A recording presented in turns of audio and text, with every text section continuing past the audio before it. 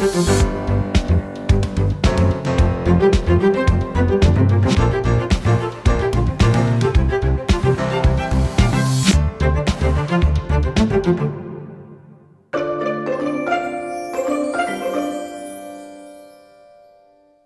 le don manuel est le fait pour une personne de donner de la main à la main.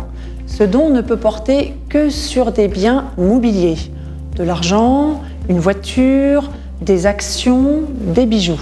Le don manuel est tout à fait adapté si vous souhaitez aider un enfant, un petit enfant qui veut acheter un appartement, vous lui donnez une somme d'argent, ou aider un enfant qui va créer une entreprise en lui permettant d'avoir un apport personnel.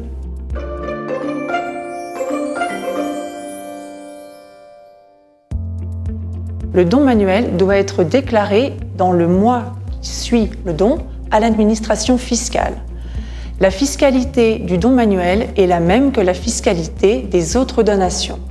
Vous pouvez donner tous les 15 ans à votre enfant 100 000 € en valeur sans taxe à l'État, et si votre don porte sur une somme d'argent, 31 865 € tous les 15 ans sans fiscalité. Au-delà, des droits seront dus à l'administration fiscale.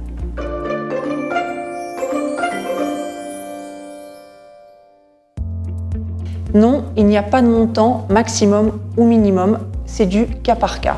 L'administration différencie le simple cadeau de la véritable donation. Le cadeau n'est pas à déclarer. Le cadeau doit correspondre à un événement particulier, un mariage, un anniversaire, Noël. De plus, ce cadeau doit être modique par rapport à votre patrimoine. Donc si j'ai des revenus moyens et que j'offre une voiture neuve à ma fille, c'est une donation qui doit être déclarée. Si maintenant j'ai la chance d'être milliardaire et que j'offre la même voiture à ma fille, c'est un cadeau qui n'a pas besoin d'être déclaré.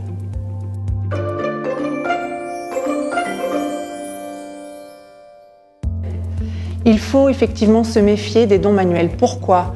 Parce que sans le vouloir, vous pouvez rompre l'égalité entre les héritiers et entraîner des discordes familiales. En effet, il faut vous poser les questions en amont. Je vais donner un bien, est-ce que je souhaite avantager mon enfant ou pas? Je donne un bien à mon enfant qui est marié, je en ferai bien profiter son conjoint. Attention, la fiscalité est 60% pour le conjoint.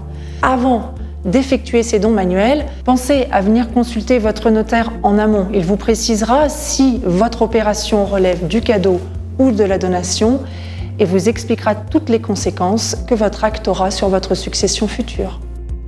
En synthèse, le don manuel est le fait de donner de la main à la main pour aider un enfant par exemple.